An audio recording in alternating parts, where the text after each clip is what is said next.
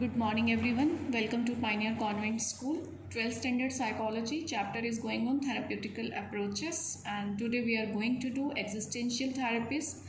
इसमें हम three therapies करेंगे. Existential therapy by Viktor Frankl, then client-centered therapy by Carl Rogers, and Gestalt therapy by Frederick and his wife Laura Perls. So let's start with logotherapy.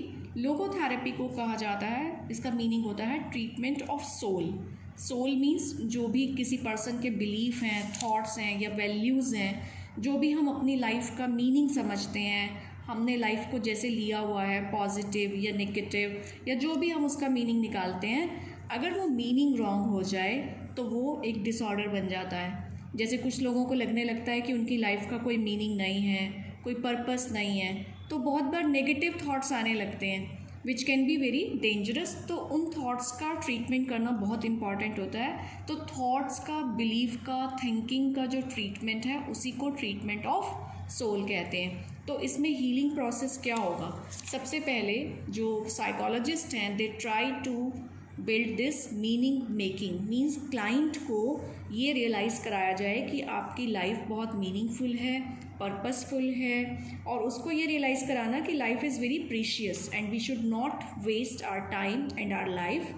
May be the situations are not in control, but even then we need to continue our efforts.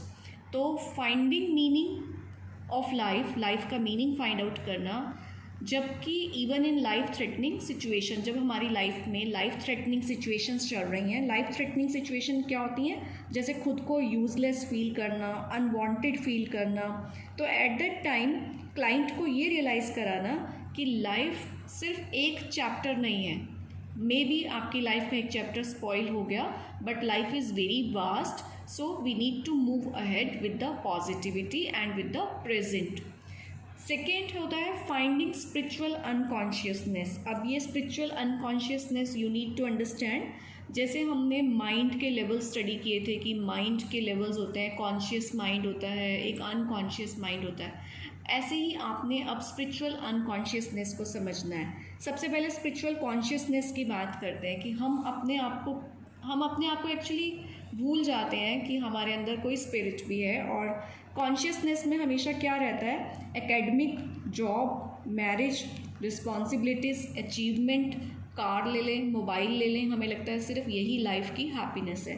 तो हम भूल जाते हैं कि unconsciousness में जो spiritual unconsciousness है उसकी रियलिटी क्या है? उसकी रियलिटी है लव, प्यार से सबके साथ रहना, एस्थेटिक्स, लाइफ में ब्यूटी को सर्च करना, वैल्यूज़ मतलब कि क्वालिटीज़ को मेंटेन करना, दूसरों को हेल्प करना, गुड नेचर्ड होके रहना. हम इन चीज़ों को इतनी वैल्यू नहीं देते हैं जितनी वैल्यू हम अपनी अर्निंग, अपने लाइफस्टाइल और अपनी अचीवमेंट्स को देते हैं. तो साइकोलॉजिस्ट क्या ट्राई करता है कि स्पिरिचुअल अनकॉन्शियसनेस जो हम भूल जाते हैं उसको रिकॉल करवाया जाए, उसे रियलाइज़ कराया जाए कि लाइफ में ये चीज़ें ज़्यादा इम्पॉर्टेंट होती हैं. Then removal of spiritual anxiety. Spiritual anxiety क्या होती है? वही सेम मीनिंग है. जब हम खुद को यूजलेस फील करें, जब हमें लगे कि हमारी लाइफ का कोई पर्पस नहीं है, हमारी एग्जिस्टेंस का क्या मीनिंग है, हमारी एग्जिस्टेंस का क्या पर्पस है, जब हम नहीं समझ पाते हैं तो हमें एग्जिस्टेंशियल एंग्जाइटी हो जाती है. और उसको रिमूव करना साइकोलॉजिस्ट का पर्पस होता है और यही ट्रीटमेंट होता है.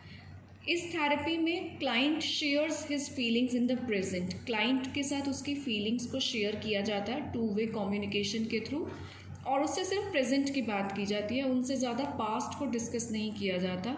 उन्हें रियलाइज़ कराया जाता है कि प्रेजेंट इज़ मोर ब्यूटीफुल. उनसे ऐसी ऐसी बातें की जाती हैं कि आपको लाइफ में क्या अच्छा लगता है, आपकी लाइफ में आपके आसपास क्या अच्छा है. मीन्स उनका फोकस गुड थिंग्स की तरफ कन्वर्ट किया जाता है. लोगोथेरेपी में ट्रांसफेरेंस इज़ डिस्करेज्ड. ट्रांसफेरेंस का meaning I have to explain you because psychodynamic theory में ये वर्ड आता है, बट साइकोडायनामिक थ्योरी हमने इस साल नहीं कर रही है. ट्रांसफेरेंस होता है जब क्लाइंट साइकोलॉजिस्ट को एक फिगर एज्यूम करके उसकी जो भी फ्रस्ट्रेशन है, जो भी उसके माइंड में है, वो उसके ऊपर निकाल देता है. मीन्स अपना सारा एंगर, अपना सारा एंग्जाइटी, अपना डिप्रेशन सब उसके ऊपर निकालता है. लेकिन इस थेरेपी में ट्रांसफेरेंस नहीं होता है. ट्रांसफेरेंस इज़ डिस्करेज्ड, उसको स्टॉप किया जाता है. नेक्स्ट है client centred therapy by Carl Rogers. इसमें भी फोकस ऑन सेल्फ फ्रीडम है, choice of one's being, means जब कम्युनिकेशन स्टार्ट होता है तो क्लाइंट को पूरी फ्रीडम दी जाती है। Choice of one's being means वो जैसा है उसको वैसा बने रहने के लिए एक फ्री एनवायरनमेंट प्रोवाइड किया जाता है। Condition of growth is empathy.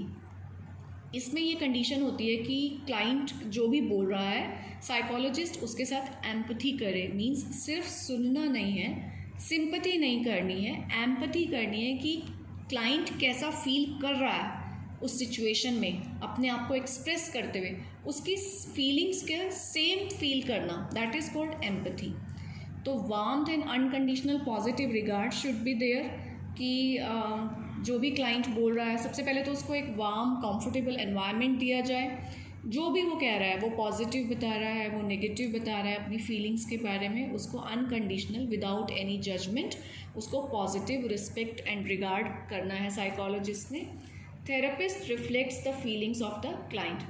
अब यहाँ पे थेरेपिस्ट क्या करता है कि वो क्लाइंट की ही फीलिंग को रिफ्लेक्ट करता है, मीन्स वो क्लाइंट के साथ ऐसे शो करता है कि जैसे वो उनकी फीलिंग्स को बहुत अच्छे से अंडरस्टैंड कर रहा है और उन्हीं की फीलिंग्स को वो रीफ्रेस करते हैं। जो भी क्लाइंट ने बोला थेरेपिस्ट उसको रीफ्रेस करता है उस स्टेटमेंट को फॉर द क्लैरिफिकेशन, क्लैरिफाई करने के लिए। इससे क्या होता है कि क्लाइंट को भी समझ आने लगता है कि वो क्या एक्सप्रेस करना चाह रहा है और थेरेपिस्ट भी उसको बेटर अंडरस्टैंड कर पाता है। उसके बाद क्लाइंट फील्स इंटीग्रेटेड, और जब क्लाइंट अपने आप को फुल्ली एक्सप्रेस कर लेता है, जब क्लाइंट को ये सेटिस्फेक्शन हो जाता है कि ये थेरेपिस्ट, ये साइकोलॉजिस्ट ट्रस्टवर्दी है, ये मेरी फीलिंग्स को अंडरस्टैंड कर पा रहा है, तो क्लाइंट फील्स इंटीग्रेटेड का मीनिंग होता है जैसे कई बार जो पर्सन बहुत पेन में होता है, जो अपने आप को ब्रोकन फील करता है, या कई बार जब वो अपनी फीलिंग्स को एक्सप्रेस नहीं कर पाता तो वो उसका माइंड पीसेस में सोचने लगता है, मीन्स बहुत सारे पीसेस हो जाते हैं उसके माइंड के। तो जब वो अपने आप को अच्छे से एक्सप्रेस करता है तो वो सारे पीसेस उसको अब जॉइंट नज़र आते हैं और वो अपने आप को इंटीग्रेटेड मीन्स कंप्लीट और एज अ होल फील करने लगता है। नेक्स्ट है गेस्टाल्ट थेरेपी बाय फ्रेडरिक और उनकी वाइफ लोरा पर्ल्स ने ये थेरेपी का थ्योरी दिया था। इस थेरेपी में भी फोकस ऑन होल है to increase the awareness. Client को होल पे फोकस कराया जाता है, मीन्स क्लाइंट को ये कहा जाता है कि बॉडी, माइंड और सोल ये तीनों चीज़ें आपकी एक ही हैं, कंबाइंड हैं, ये अलग अलग कंपोनेंट्स नहीं हैं। तीनों थेरेपीज़ में कहीं ना कहीं होल की बात हुई है कि फोकस ऑन वंस बीइंग, आप जैसे हैं, यहाँ पे भी होल की बात हुई और यहाँ भी। सो इस होल के थ्रू ही क्लाइंट को सेल्फ अवेयरनेस और सेल्फ एक्सेप्टेंस होती है। यहाँ पे 2 वे कन्वर्सेशन होता है, 1 वे कन्वर्सेशन नहीं है कि सिर्फ क्लाइंट बोल रहा है और थेरेपिस्ट एज अ फैसिलिटेटर उसको सुन रहा है। यहाँ पे थेरेपिस्ट भी पार्टिसिपेट करता है कन्वर्सेशन में, बट यहाँ कन्वर्सेशन है, इंटरव्यू नहीं है, मीन्स क्वेश्चनिंग नहीं होती है कि उससे बार बार क्वेश्चंस किए जा रहे हैं, उससे कन्वर्सेशन किया जाता है, फ्रेंडली कन्वर्सेशन। या फिर रोल प्लेइंग को यूज़ किया जाता है। थेरेपिस्ट बोल सकता है क्लाइंट को कि तुम किसी ऐसे पर्सन का रोल प्ले करो जिसे तुम बहुत लाइक करते हो, या कोई तुम्हारा रोल मॉडल है तो उसको प्ले करो। तो रोल प्ले के थ्रू एक तो क्लाइंट अपनी फीलिंग्स को एक्सप्रेस करता है, अपनी डिज़ायर्स एक्सप्रेस करता है, अपनी लाइक्स और डिसलाइक्स को एक्सप्रेस कर पाता है, और थेरेपिस्ट उस रोल प्ले से उसको बहुत अच्छे से अंडरस्टैंड कर पाता है कि इसके माइंड में कैसे इमोशंस चल रहे हैं। थेरेपिस्ट की ट्राई होती है कि release past floss and low self esteem, कि उसके मन में जितनी भी नेगेटिव थिंकिंग है पास्ट को लेके, कि पास्ट में कोई रॉन्ग एक्टिविटी हो गई, कोई रॉन्ग हैपनिंग हो गई, या फ्लॉज, उससे कोई मिस्टेक हो गई, या उसका कोई low self esteem, low confidence है, तो इन सब चीज़ों को हटाने की ट्राई करता है थेरेपिस्ट की पास्ट से बाहर निकलो, पास्ट में जो मिस्टेक हो गई उसको छोड़ो एक बार and move towards the present.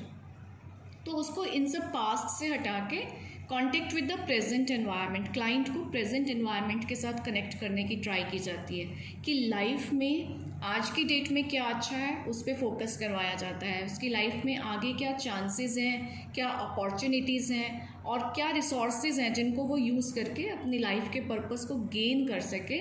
तो थेरेपिस्ट का मेन फोकस होता है कि पास्ट के पेन को रिलीज़ करके प्रेजेंट एनवायरनमेंट की उस पर फोकस किया जाए। Taking responsibility and not blaming others, client को धीरे धीरे रियलाइज़ कराया जाता है कि वो अपने फेलियर्स के लिए रिस्पॉन्सिबिलिटी खुद पे ले, दूसरों को ब्लेम नहीं करे।